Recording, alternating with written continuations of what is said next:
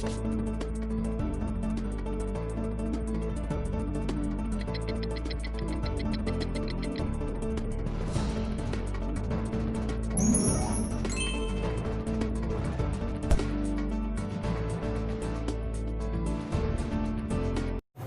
दोस्तों, एक बार फिर से ब्राइट कोचिंग के यूट्यूब चैनल पर आपका स्वागत है। कल हम लोगों ने पहले लेक्चर में क्लास 12 फिजिक्स का स्थिर विद्युत खंड का पहला चैप्टर आवेश तथा कूलाम का नियम शुरू किया था। इसमें हमने आपको क्या क्या बताया था, एक बार आपको याद दिला दें, फिर आगे हम शुरू करें। हमने आपको बताया था, सबसे पहले आवेशन बताया था, उसके बाद फिर हमने आपको आवेश की परिभाषा बताई थी, और उसके बाद फिर हमने आपको आवेश के गुण बताए थे। आवेश के गुण 6 गुण हमने आपको कल बताया था। ठीक, अब इसी के आगे जो है हम लोग आज शुरू करते हैं दूसरे लेक्चर में। ठीक है, आवेश के कल 6 गुण हो गए थे, उसके बाद आगे हम लोग इसी के स्टार्ट करने जा रहे हैं। ठीक है, अब आप देखें आज लेक्चर 2 में आवेश का देखें 7वां गुण आपका ये है कि जैसे पहले समझ लीजिए, उसके बाद फिर हम गुण लिखते हैं। जैसे मान लिया कोई वस्तु है, इस पर हमने मान लिया 1 2 3 4 5 6 7 8, मान लिया इस पर 8 प्लस है। इसका मतलब ये हुआ कि इस पे 8 इलेक्ट्रॉन की कमी है। ये कमी कैसे आई?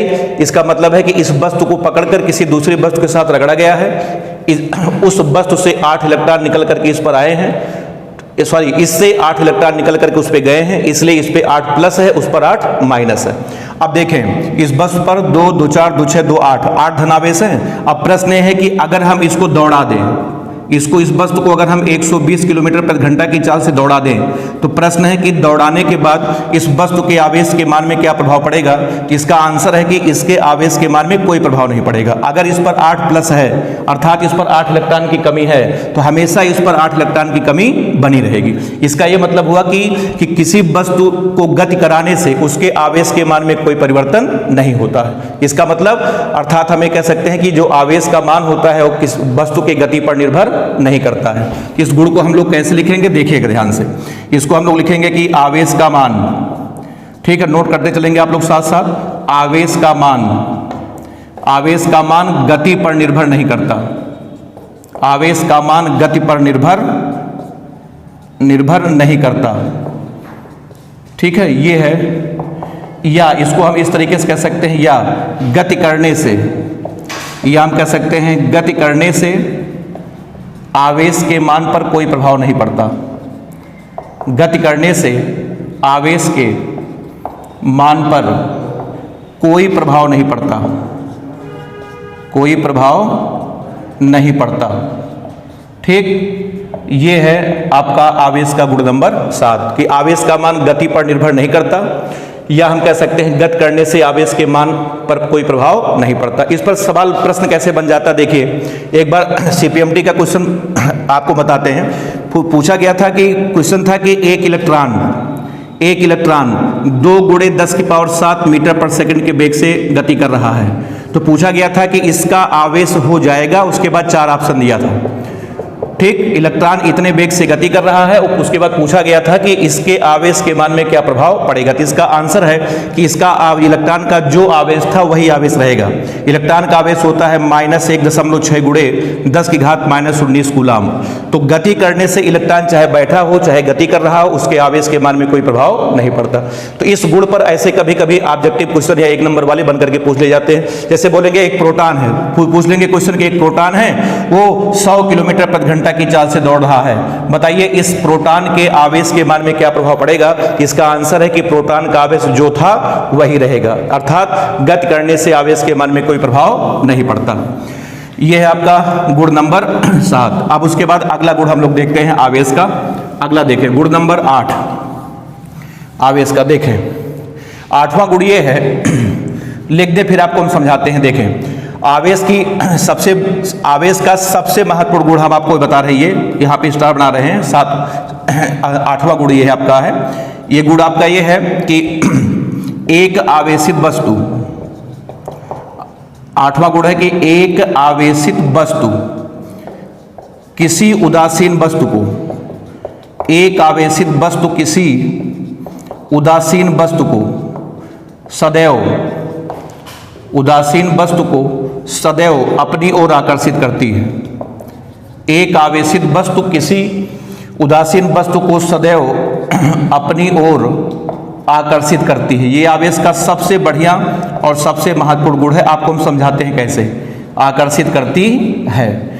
कोई भी, जान लीजिए, कोई भी आवेशित वस्तु हो, चाहे किसी वस्तु पर धन आवेश हो, चाहे किसी वस्तु पर ऋण आवेश हो, ये हमेशा किसी भी उदासीन वस्तु को हमेशा अपनी तरफ क्या करेगी, आकर्षित करेगी। कल हमने आपको एग्जाम्पल बताया था, आपको याद होगा कि बाल था, बाल पर हमने जब कंघी को रगड़ा था तो उसके बाद बाल से इलेक्ट्रॉन निकल करके कंघी पर गए थे, तो बाल पर आ गया था धनावेश और कंघी पर आ गया था ऋणावेश। अब आपने देखा था कि कंघी ने जो कागज के जो टुकड़े थे, कागज के टुकड़े आपके उदासीन थे, कागज के टुकड़े क्या थे, उदासीन थे, तो कंघी ने कागज के टुकड़े को अपनी तरफ क्या किया था, आकर्षित किया था। क्यों? क्योंकि एक आवेशित वस्तु किसी भी उदासीन वस्तु को हमेशा अपनी तरफ क्या करती है, आकर्षित करती है। ये आवेश का सबसे महत्वपूर्ण गुण है। इस पर एक दो एग्जाम्पल आपको हम और बता दें। जैसे देखें, आपके घर में फैन, पंखा लगा होगा, तो आप देखे होंगे कि सबसे ज्यादा धूल के कण कहाँ जमा होते हैं, पंखे के ऊपर।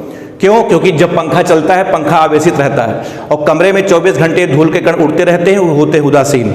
और एक आवेशित वस्तु हमेशा उदासीन वस्तु को अपनी तरफ आकर्षित करती है, इसीलिए सारे के सारे धूल के कण जाकर के पंखे के ऊपर जमा हो जाते हैं। इसका अगला एग्जाम्पल आपको बता दें। जैसे आपके घर में टीवी होगी, तो टीवी का पीछे का ढक्कन आप खोलें, देखें टेलीविजन के अंदर के जितने भी पार्ट होंगे वहां पर भयंकर धूल के कण आपके जमा होंगे। उसका भी रीजन यही है कि एक आवेशित वस्तु उदासीन वस्तु को हमेशा अपनी तरफ आकर्षित करती है। ये था आवेश का गुण नंबर 8। चलिए, आवेश के 8 गुण हो गए, एक और गुण बचा है। आवेश का गुण नंबर देखें 9। 9वां गुण ही आपका ये है कि जैसे कोई चालक है, चालक, ठीक, मान लिया हमारे पास कोई चालक है, अगर हम इसको जाकर के कुछ आवेश दे दें, इसको जाकर के हमने कुछ आवेश बाहर से दे दिया, तो आपको पता है कि समान आवेश एक दूसरे को प्रतिकर्षित करते हैं। तो ये जो ऋण आवेश है एक दूसरे को प्रतिकर्षित करेंगे, अर्थात एक दूसरे को धक्का देंगे, और जब ये प्रतिकर्षित करेंगे तो ये आवेश एक दूसरे से दूर रहना चाहेंगे, और गोले पर सबसे दूर जगह होती है उसकी परिधि, इसलिए सारे के सारे आवेश जा करके उसके सतह पर या उसकी परिधि पर फैल जाएंगे। ये है आवेश का गुण नंबर 9। 3, उसके बाद 4, 5, 6, 7, 8, 9। इस गुण को हम लोग कैसे लिखेंगे? देखें, इस गुण को हम लिखेंगे यदि किसी चालक को, नोट करते चलिएगा, यदि किसी चालक को कुछ आवेश प्रदान किया जाए, यदि किसी चालक को कुछ आवेश प्रदान किया जाए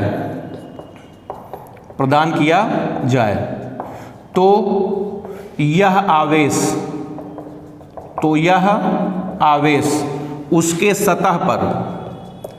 आवेश उसके सतह पर एक समान रूप से वितरित हो जाता है, एक समान रूप से वितरित हो जाता है। ये है आपका आवेश का गुण नंबर 9, हो जाता है। तो ये थे आपके आवेश के 9 गुण। एक बार फिर से आपको हम रिपीट कर दे, नोट करते चलिएगा सब लोग साथ साथ, डायग्राम भी इसके बाद नीचे बना लीजिएगा। देखें, आवेश के गुण में सबसे पहले हमने आपको बताया था, पहला गुण आपका है आवेश के प्रकार में। आवेश 2 प्रकार का होता है, धन आवेश और ऋण आवेश। धन आवेश तब आता है कि जब किसी वस्तु से इलेक्ट्रॉन निकलते हैं और निकलने के बाद उसके द्रव्यमान में कमी हो जाती है। ऋण आवेश तब आता है कि जब वस्तु पर बाहर से इलेक्ट्रॉन आते हैं, इलेक्ट्रॉन आने के बाद वस्तु के द्रव्यमान में वृद्धि हो जाती है। ये पहला गुण हमने आपको बताया था। उसके बाद फिर हमने अगले गुण में, दूसरे गुण हमने आपको बताया था कि समान आवेश एक दूसरे को प्रतिकर्षित करते हैं, जबकि विपरीत आवेश एक दूसरे को समान आवेश एक दूसरे को प्रतिकर्षित करते हैं, जबकि विपरीत आवेश एक दूसरे को आकर्षित करते हैं। तीसरा गुण हमने आपको बताया था कि आवेश को ना तो उत्पन्न किया जा सकता है, ना ही नष्ट किया जा सकता है। आवेश को केवल एक स्थान से दूसरे स्थान तक स्थानांतरित किया जा सकता है। इसे हम लोग कहते हैं आवेश के संरक्षण का सिद्धांत। उसके बाद चौथे पॉइंट में हमने आपको बताया था कि पूरे ब्रह्मांड का कुल आवेश हमेशा नियत रहता है। ये आपका 4 गुण हो गया। उसके बाद फिर हमने आपको 5वां गुण बताया था कि आवेश का सही परीक्षण, आवेश का सही परीक्षण आपका प्रतिकर्षण है, ना कि आकर्षण। ठीक, उसके बाद फिर आज हमने आपको बताया कि गत करने से आवेश के मान में कोई परिवर्तन नहीं होता। फिर उसके बाद हमने आपको बताया कि एक आवेशित वस्तु उदासीन वस्तु को हमेशा अपनी तरफ सदैव आकर्षित करती है। और उसके बाद ये आपका अंतिम गुण है कि यदि किसी चालक को कुछ आवेश प्रदान कर दिया जाए तो यह आवेश उसके सतह पर एक समान रूप से वितरित हो जाता है।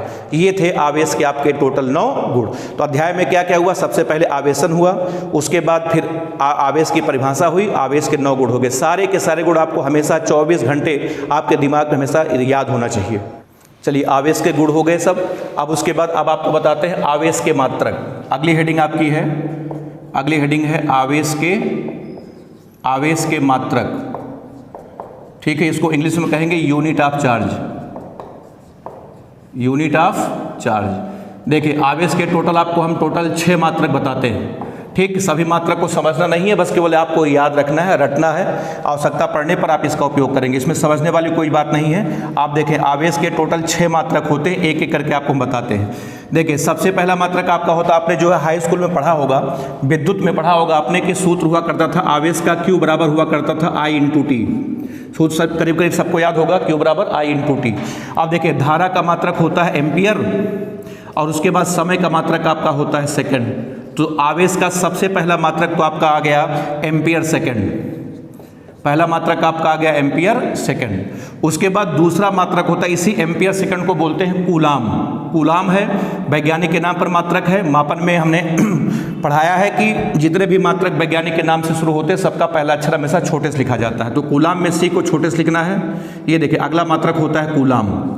ठीक है, और कूलाम का अगर प्रतीक लिखना हो, प्रतीक को हमेशा बड़े से लिखते हैं, चाहे पूरा कूलाम लिखिए या कैपिटल C लिखिए। ये दोनों मात्रक आपके जो है यमकेश पद्धति में है। दोनों मात्रक आपके जो है ये आपके यमकेश पद्धति में, पहला मात्रक आपका एम्पियर सेकंड है, दूसरा मात्रक है कूलाम। ज़्यादातर हम लोग कूलाम ही बोलते हैं, एम्पियर सेकंड थोड़ा सा बड़ा पड़ता है। आवेश का मात्रक हम लोग बोलेंगे कूलाम। कूलाम का प्रतीक होता है कैपिटल C। एकदम C को सीधा लिखेंगे, तिरछा नहीं लिखेंगे, तिरछा नहीं लिखेंगे, क्योंकि तिरछा लिखेंगे तो इसका मतलब कुछ और हो जाता है, आगे चल के धार तक हम लोग देखेंगे।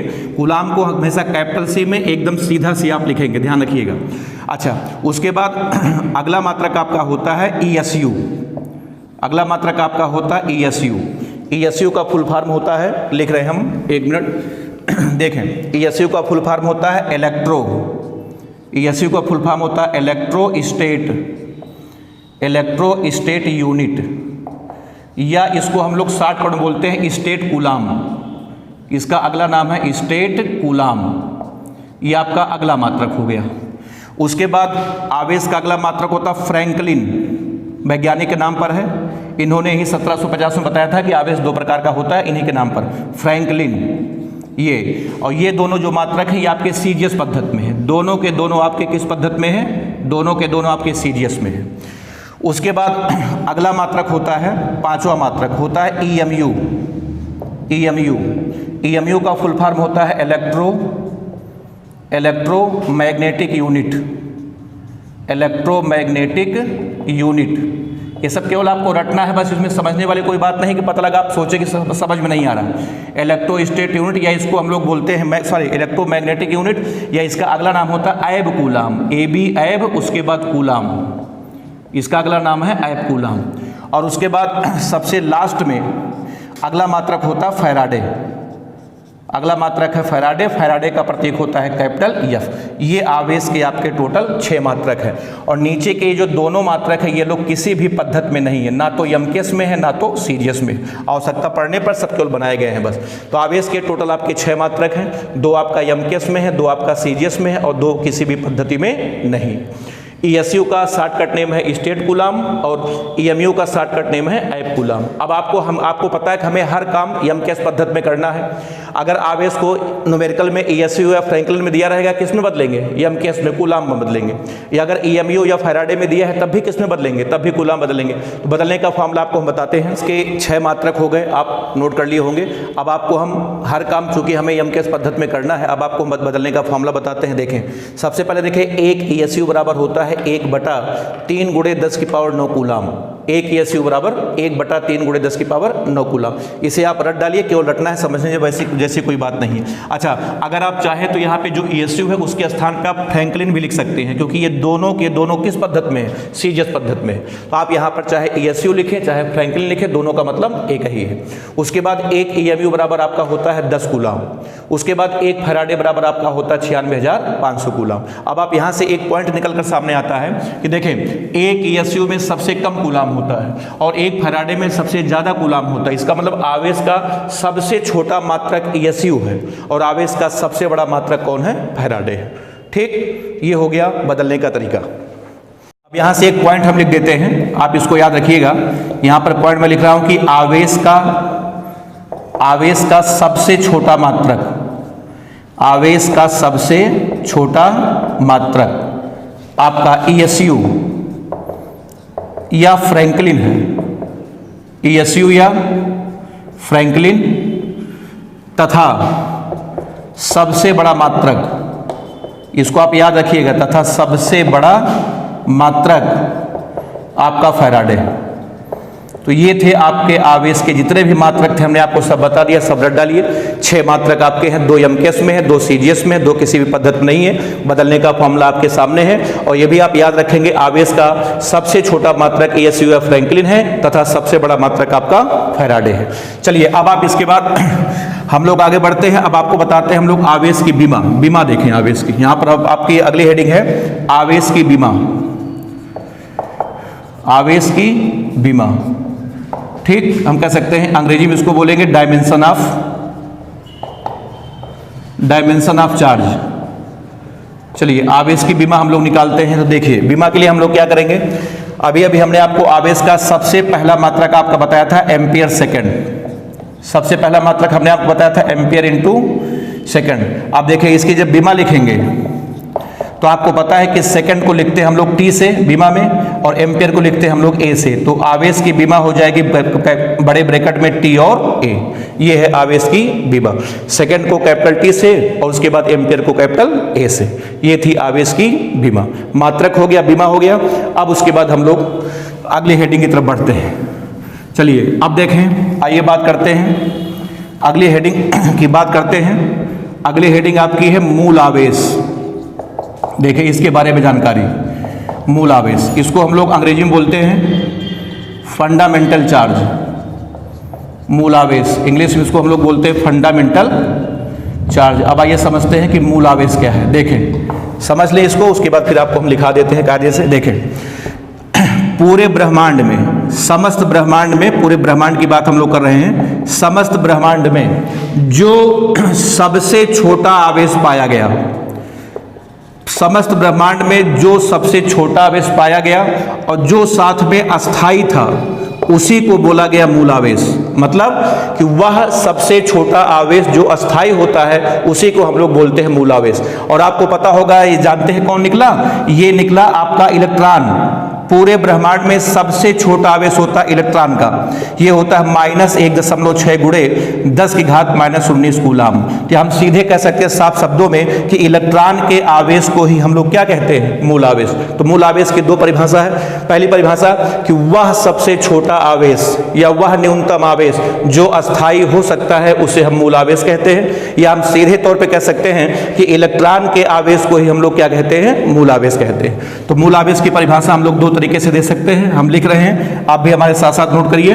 देखें, मूल आवेश की पहली परिभाषा आपकी है कि वह न्यूनतम आवेश, वह न्यूनतम आवेश जो अस्थाई होता है, वह न्यूनतम आवेश जो अस्थाई होता है उसे ही मूल आवेश कहते हैं, उसे ही हम लोग मूल आवेश कहते हैं।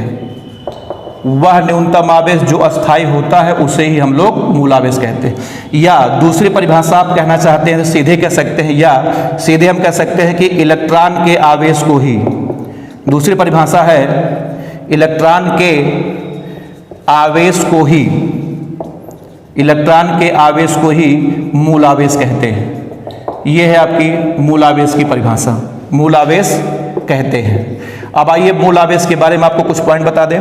सबसे पहला पॉइंट ये है कि इसे हम लोग स्मॉल ई से लिखते हैं। इलेक्ट्रॉन के आवेश को या मूल आवेश को किससे लिखते हैं? हमेशा स्मॉल ई से लिखते हैं, सबसे पहला पॉइंट। और उसके बाद दूसरे पॉइंट में ई का मान होता है -1.6 गुणे 10 की घात -19 कूलाम। यही पूरे ब्रह्मांड में सबसे छोटा और अस्थायी आवेश है।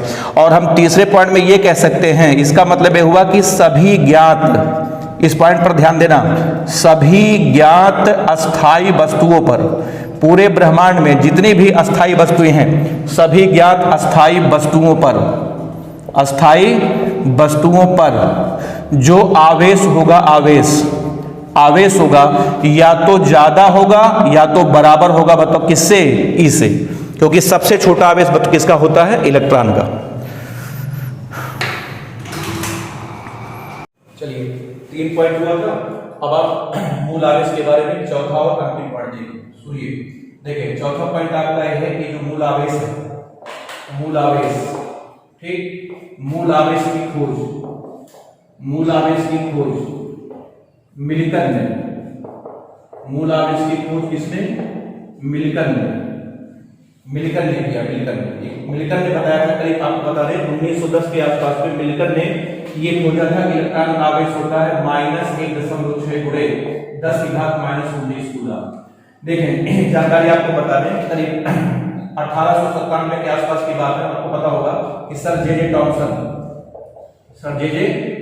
जे टॉमसन, इन्होंने इलेक्ट्रॉन के लिए सबसे पहले E/m का मान निकाला था। E इलेक्ट्रॉन का आवेश है, M इलेक्ट्रॉन का द्रव्यमान है, ठीक। इसका मान निकाला था 1.76 गुणे 10 की पावर 11।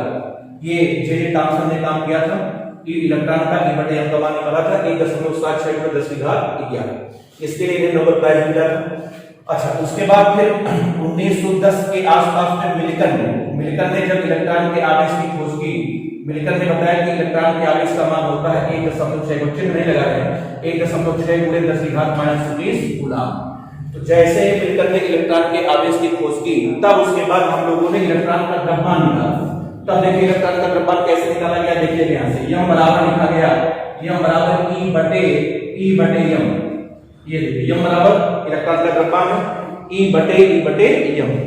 अब देखिए E का मान मिल्टन ने बताया 1.6 गुणे 10 की घात -19 और E/m का मान बताया था ये टॉमसन ने कितना, 1.76 गुणे 10 की पावर 11। अब आप इसको जब कैलकुलेट करेंगे, यहां से इलेक्ट्रॉन का द्रव्यमान पाया गया 9.1 गुणे 10 की घात -31 किलोग्राम। इस तरीके से वैज्ञानिकों ने इसका द्रव्यमान निकाला इलेक्ट्रॉन। ठीक, क्लियर है?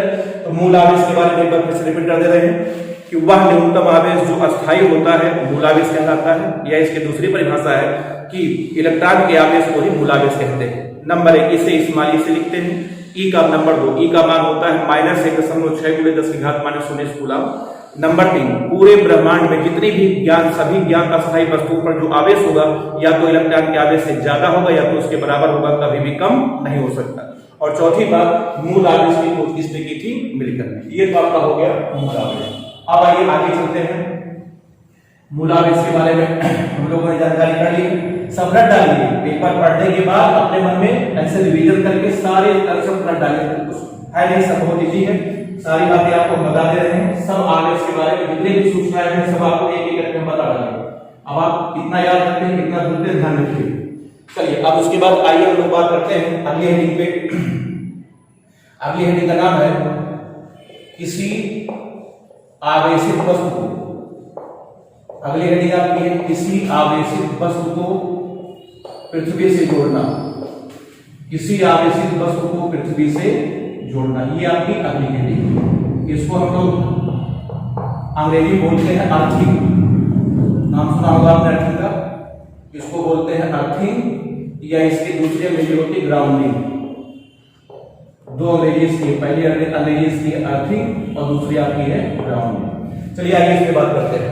अब हम लोग किसी आवेशित वस्तु को पृथ्वी से जोड़ने जा रहे हैं। तो जोड़ने से पहले सबसे पहले आपको हम थोड़ा सा पृथ्वी के बारे में बता दें। पृथ्वी के बारे में देखिए, जो हमारी पृथ्वी है, पृथ्वी ये देखिए, ये मान लीजिए हमारी पृथ्वी है। हमारी जो पृथ्वी है ये आवेश का भंडार है। सबसे पहले पृथ्वी का नाम समझते हैं कि पृथ्वी जो है आवेश का क्या है, पृथ्वी आवेश का भंडार है। पृथ्वी के अंदर असीमित आवेश है, असीमित। अगर आपसे कोई पूछता है कि पृथ्वी में कितने आवेश हैं, इसका आंसर है पृथ्वी में असीमित, या हम कह सकते हैं अनंत आवेश है, अनंत।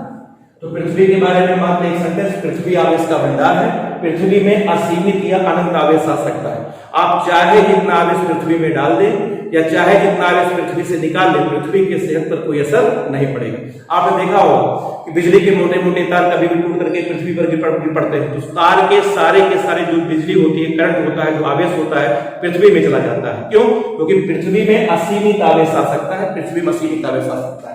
अब देखिए, इसी को पहले हम एक सेंटेंस के तौर पे लिख दें, तब उसके बाद फिर आपको बताते हैं। देखिए यहाँ पे एक सेंटेंस हम लिख रहे हैं, इसकी आवश्यकता हमको हमेशा पड़ेगी कि पृथ्वी आवेश का भंडार है, पृथ्वी आवेश का भंडार है। और इसके बाद पृथ्वी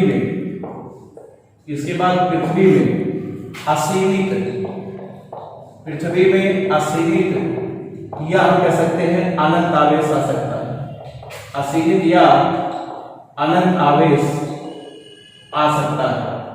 ये सेंटेंस पृथ्वी के बारे में आप हमेशा याद रखें, ठीक है। और चाहे तो आप छोटा सा डायग्राम बना लें, ये देखिए यहाँ पे आप देखते हैं आपकी पृथ्वी मान लें इसको, और पृथ्वी के अंदर आप बोल सकते हैं, अगर कोई पूछे कि पृथ्वी में आवेश कितना है, इसका जवाब होगा पृथ्वी में आवेश कितना है, अनंत। तो पृथ्वी आवेश का भंडार है, पृथ्वी में असीमित या अनंत आवेश आ सकता है। इसको आप जल्दी से सेंटेंस नोट कर लें, उसके बाद इसको हटा दें, फिर आगे चलते हैं। मेन काम हमारा है किसी आवेशित वस्तु को कहां से जोड़ना, पृथ्वी से जोड़ना। तो चलिए अब आपको हम आवेशित वस्तु को पृथ्वी से जोड़ करके हम दिखाते हैं। चलिए देखिएगा, देखिए सबसे पहला पॉइंट आपका ये है। चलिए मान लिया हमारे पास कोई वस्तु है, ये देखिए इस पर हमने मान लिया 1 2 3 4 5 6 7, मान लिया इस पर जो है 7 प्लस है। इसका ये मतलब है कि इस वस्तु पर 7 इलेक्ट्रॉन की कमी। और आप समझ सकते हैं कि इस वस्तु पर 7 प्लस कैसे आया होगा। आपको तुरंत समझ जाना चाहिए कि जरूर इसको पकड़कर किसी के साथ रगड़ा गया होगा, इससे 7 इलेक्ट्रॉन निकलकर किसी उस दूसरी वस्तु पर गए होंगे। इस पर 7 प्लस है, उस पर 7 माइनस है, ये सब वगैरह वगैरह सब पुरानी बातें हैं। अब देखें इस पर 7 प्लस है, अब हमने क्या किया, बिना सोचे विचारे इसको पृथ्वी से जोड़ दिया। ये प्रतीक पृथ्वी का। आज के बाद ये डिजाइन आपको कहीं भी बनी दिख जाए, समझ जाइएगा ये पृथ्वी का प्रतीक, ये है अर्थ, ये पृथ्वी का प्रतीक होता है। जहां कहीं पृथ्वी को दिखाना होता है, यही डायग्राम हम लोग बनाते हैं। अब देखिए इस वस्तु को हमने पृथ्वी से जोड़ दिया। अब आप समझिएगा, इस पर 1 2 3 4 5 6 7, इस पर 7 प्लस है, इसका मतलब इस पर 7 इलेक्ट्रॉन की कमी है। अब सुनिए, जब आप इसको पृथ्वी से जोड़ देंगे तो पृथ्वी से मात्र 7 इलेक्ट्रॉन निकलेंगे। कितने निकलेंगे? 7 को निकल रहे हैं, क्योंकि इस पर कितने कमी है, 7 इलेक्ट्रॉन की कमी है। अब देखिए पृथ्वी से 7 इलेक्ट्रॉन निकल करके आ जाएंगे वस्तु पर, और जब वस्तु पर आ जाएंगे तो उस कमी को पूरा कर देंगे, जिससे वस्तु पर आवेश की मात्रा हो गई 0। ये देखिए वस्तु पर आवेश की मात्रा बताओ कितनी हो गई, 0 हो गई। वस्तु बताओ क्या हो गई, वस्तु आपकी उदासीन हो गई। ये है अर्थ। इसमें एक प्रश्न आपका बनता है कि जब किसी धनावेशित वस्तु को हम लोग पृथ्वी से जोड़ते हैं तो आपसे पूछा जाता है इलेक्ट्रॉन कहां से कहां जाएगा। इसका आंसर है कि इलेक्ट्रॉन पृथ्वी से निकलकर कहां आएगा, वस्तु में आएगा। क्यों? क्योंकि वस्तु में इलेक्ट्रॉन की कमी थी, 7 इलेक्ट्रॉन की, पृथ्वी से 7 इलेक्ट्रॉन आए, कमी को पूरा कर दिया, प्लस माइनस 0 हो गया, मतलब वस्तु क्या हो गई, उदासीन हो गई। ये आपका पहला पॉइंट आपका। अब आइए इसी तरीके से अब हम लोग क्या करते हैं, हमारे पास मान लिया कोई धनावेशित वस्तु है। दूसरा देखिएगा ध्यान से, ये देखिए पॉइंट नंबर हमारे पास दूसरे पॉइंट में बात करते हैं। अब देखिए हमारे पास मान लिया कोई धनावेशित वस्तु है, ध्यान दीजिएगा। ये देखिए 1 2 3 4 5 6 7 8 और 9, मान लिया इस वस्तु पर 9 माइनस है। इसका मतलब इस पर 9 इलेक्ट्रॉन की क्या है, अधिकता। और आप समझ चुके होंगे इस पर 9 इलेक्ट्रॉन कैसे आया, इसको पकड़कर किसी के साथ रगड़ा गया होगा, उस वस्तु से 9 इलेक्ट्रॉन निकलकर इस पर आए होंगे, उस वस्तु पर 9 प्लस होगा, इस पर क्या है 9 माइनस। अब देखें फिर हम इसको बिना सोचे विचारे कहां से जोड़ दिए, ये देखिए पृथ्वी से जोड़ दिए। अभी हमने आपको बताया किसका प्रतीक है, ये पृथ्वी का प्रतीक। ये डिजाइन कहीं बना हो समझ जाना, ये पृथ्वी हमने जोड़ दिया। अब इसमें देखिए 9 इलेक्ट्रॉन की अधिकता है। जब आप इसको पृथ्वी से जोड़ देंगे तो 9 के 9 इलेक्ट्रॉन, सारे के सारे इलेक्ट्रॉन कहां चले गए, पृथ्वी में चले गए। एक बार पुनः वस्तु पर आवेश की मात्रा बताओ कितनी हो गई, 0। वस्तु फिर आपकी हो गई उदासीन। तो यहां से एक प्रश्न फिर आपका बनता है कि अगर हम किसी ऋणावेशित वस्तु को पृथ्वी से जोड़ेंगे तो इलेक्ट्रॉन कहां से कहां जाएगा? इसका आंसर है कि इलेक्ट्रॉन वस्तु से निकलकर कहां जाएगा? पृथ्वी में जाएगा। चलिए, तो हम लोग पढ़ रहे थे किसी आवेशित वस्तु को पृथ्वी से जोड़ना। तो आपने क्या देखा कि किसी भी आवेशित वस्तु को अगर आप पृथ्वी से जोड़ देंगे, अंत में वस्तु पर आवेश की मात्रा 0 हो जाएगी, वस्तु उदासीन हो जाएगी। ठीक, अगर वस्तु में इलेक्ट्रॉन कम है पृथ्वी दे करके 0 करेगी, अगर वस्तु में इलेक्ट्रॉन ज्यादा है तो पृथ्वी ले करके 0 करेगी। दो प्रश्न इससे बनते हैं, दोनों एक नंबर के बहुविकल्पी या आत्मघूत्री सवाल जो है कुछ भी बन सकता है। पहला क्वेश्चन कि धन आवेशित वस्तु को पृथ्वी से जोड़ने पर क्या होगा? इसका जवाब है कि इलेक्ट्रॉन पृथ्वी से निकलकर कहां आएंगे? वस्तु में आएंगे। अगला क्वेश्चन है ऋण आवेशित वस्तु को पृथ्वी से जोड़ने पर क्या होगा? इसका जवाब है कि इलेक्ट्रॉन वस्तु से निकलकर कहां आएंगे? पृथ्वी में आएंगे। ठीक, ये तो ही अर्थिंग के बारे में आपकी जानकारी। अब आइए हम लोग अगले टॉपिक पे चलते हैं। अगले टॉपिक का नाम है कि किसी वस्तु को, अगला टॉपिक आपका है किसी वस्तु को आवेशित करने के ढंग। अगला टॉपिक आपका है kiसी वस्तु को आवेशित करने के ढंग। ठीक, इसको हम लोग कहते हैं मेथड्स फॉर चार्जिंग। किसी वस्तु को, अब आइए पता करते हैं कि हम लोग कितने प्रकार से आवेशित कर सकते हैं। तो देखें, अब आपको बताते हैं, बुक में खैर 2-3 तरीके दिए गए हैं, आपको बताते हैं। देखें, किसी वस्तु को आप जो है टोटल कितने प्रकार से आवेशित कर सकते हैं, एक एक करके आपको हम बता सकते हैं। बता रहे हैं, ध्यान बिल्कुल दीजिएगा। आप किसी वस्तु को टोटल 5 तरीके से आप आवेशित कर सकते हैं। पहला तरीका आपका है घर्षण द्वारा, सबसे पहला तरीका है घर्षण द्वारा। उसके बाद दूसरा तरीका है चालन द्वारा। उसके बाद तीसरा तरीका है प्रेरण द्वारा। उसके बाद चौथा तरीका है तापायनिक उत्सर्जन द्वारा। उसके बाद 5वां तरीका एक और है प्रकाश वैद्युत प्रभाव द्वारा।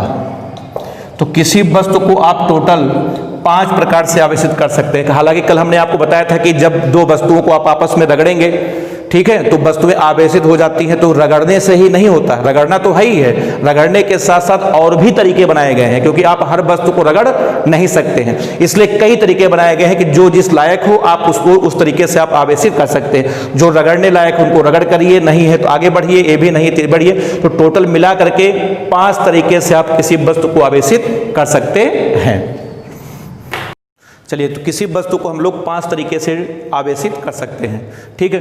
इसके बाद हम लोग तीसरे लेक्चर में जो है, इसके बाद हम लोग इस पर चर्चा करेंगे। आवेश के बारे में जितनी भी सूचना है हम आपको सब एक एक करके, आपको बुक में कहीं कुछ नहीं मिलेगा, इतनी सारी जानकारी है, एक एक करके आपको हम सब बता डालेंगे। सब आप बढ़िया से रट डालिए। अभी आवेश में कम से कम अभी 1.5 घंटे आपको हम 1.5 घंटे का वीडियो बना करके और आपके लिए हम भेजेंगे। ठीक है, तो अब इसके बाद अगले लेक्चर में हम लोग मिलेंगे। ठीक है, थैंक यू।